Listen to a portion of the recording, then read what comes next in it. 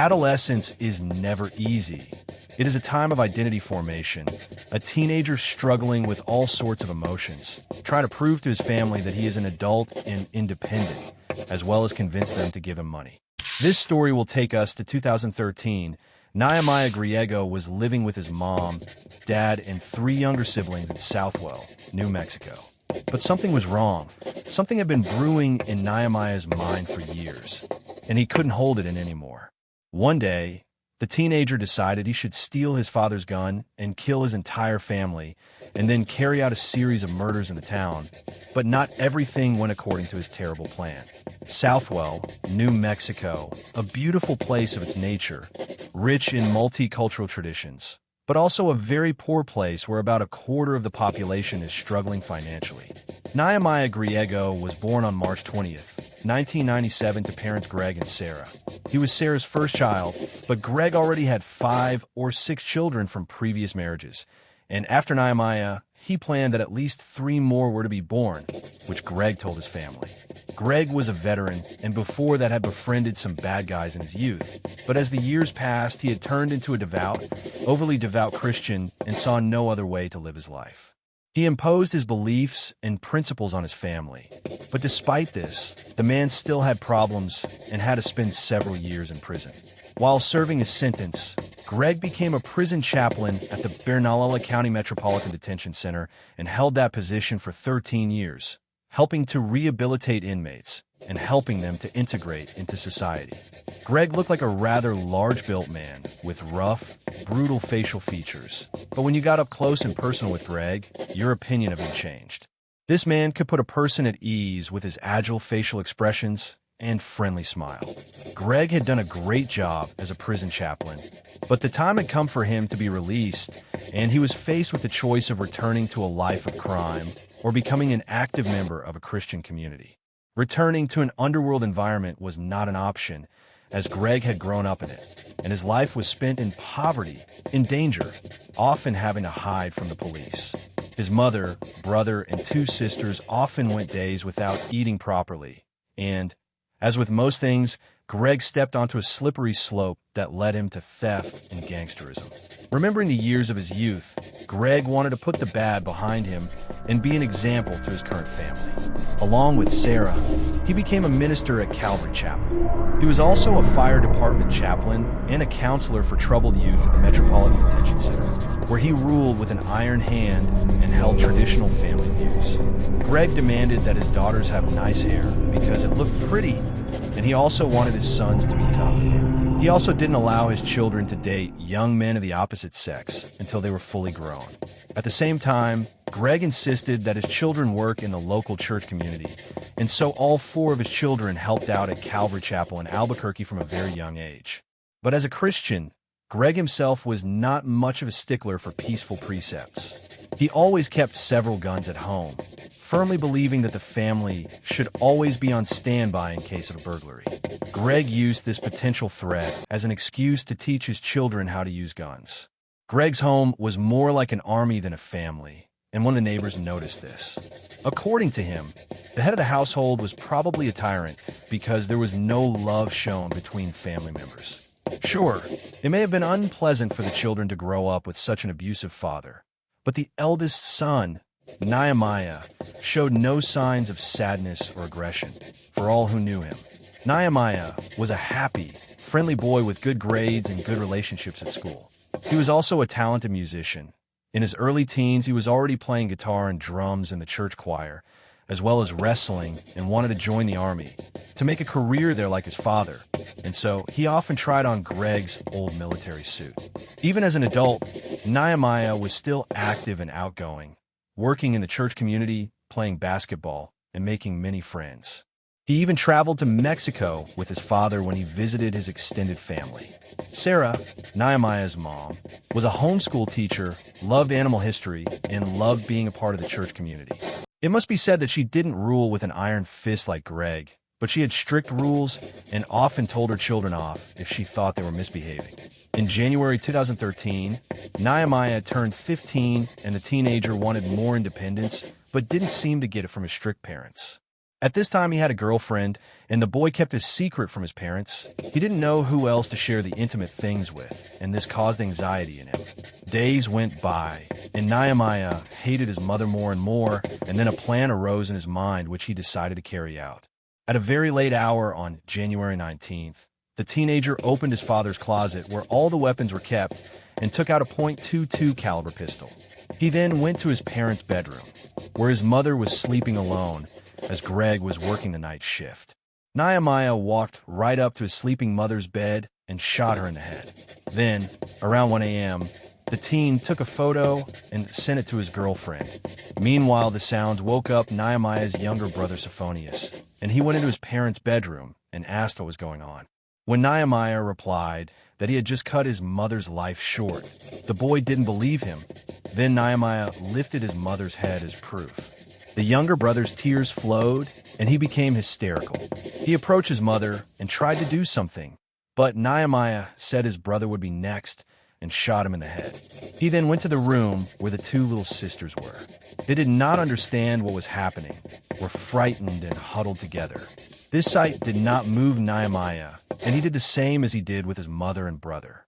The younger sisters, Eva and Angelina, were dead. After that, Nehemiah went to sleep, though he didn't succeed, so he got up and went to get another gun. This time he took a .15 caliber pistol and waited for his father to return.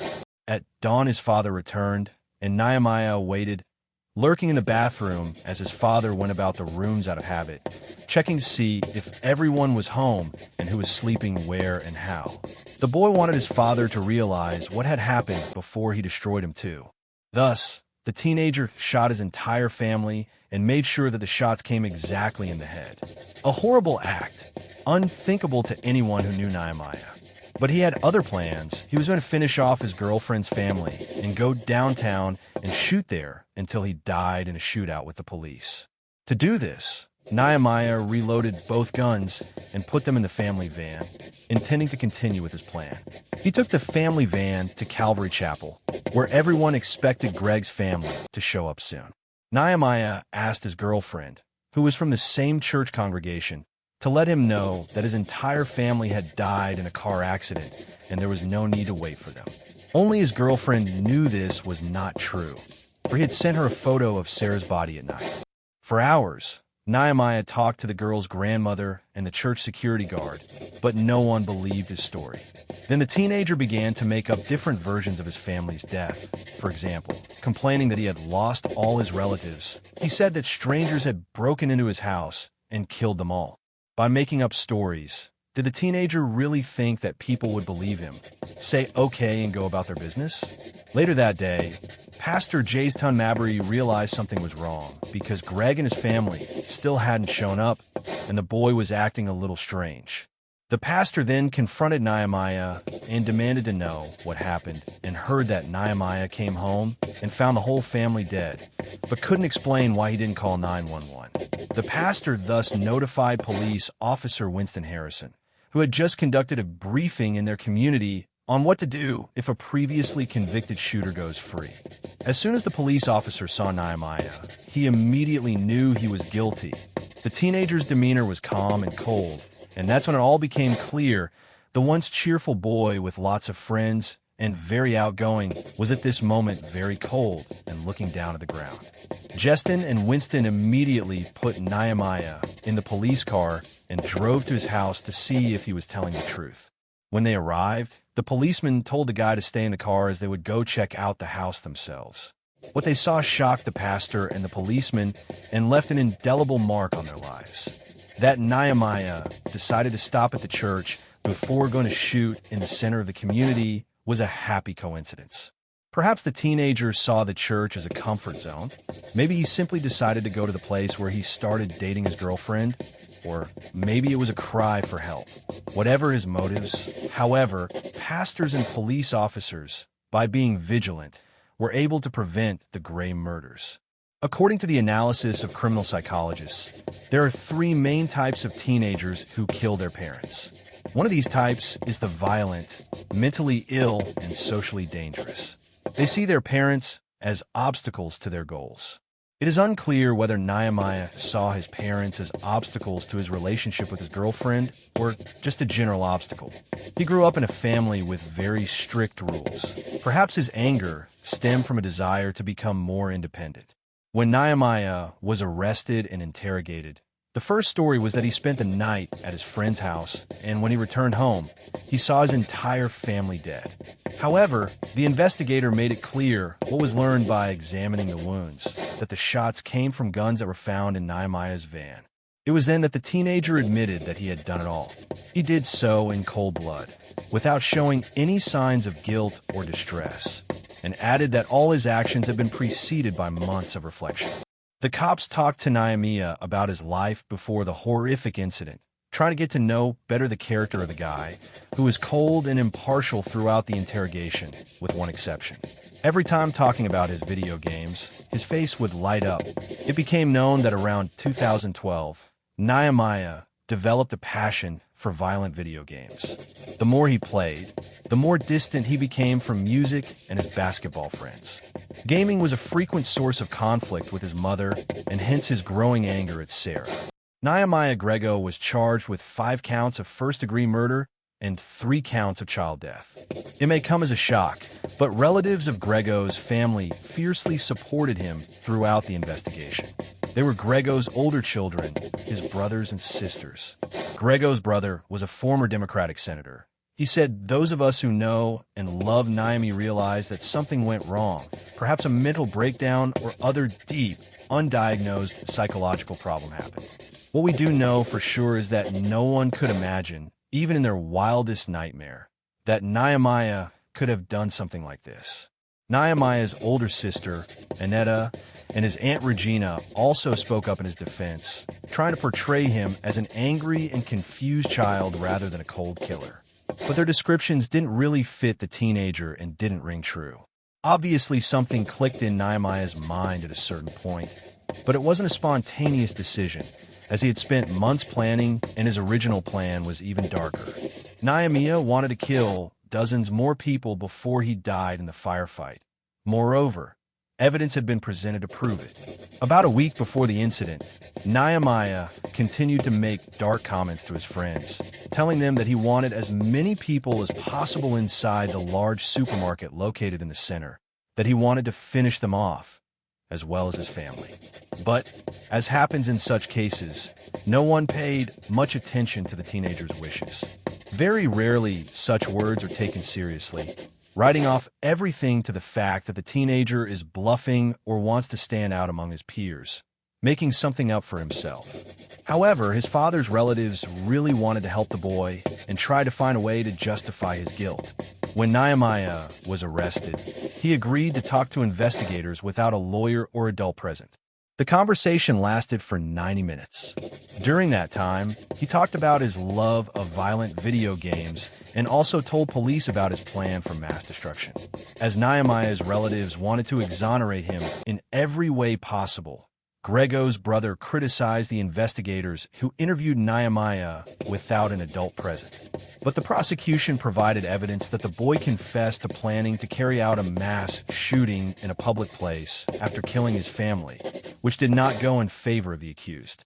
The father's brother fought back, arguing that if there had been an adult in the interrogation room with Nehemiah, he would have been better able to articulate his answers and confessions.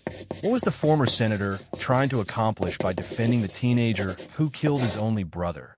Maybe it was a political stunt.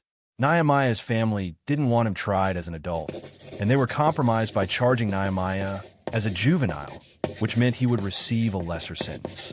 Nehemiah pleaded guilty to all charges, although being tried as a juvenile did not mean a significant reduction in sentence, but a reduction of a few years was progress.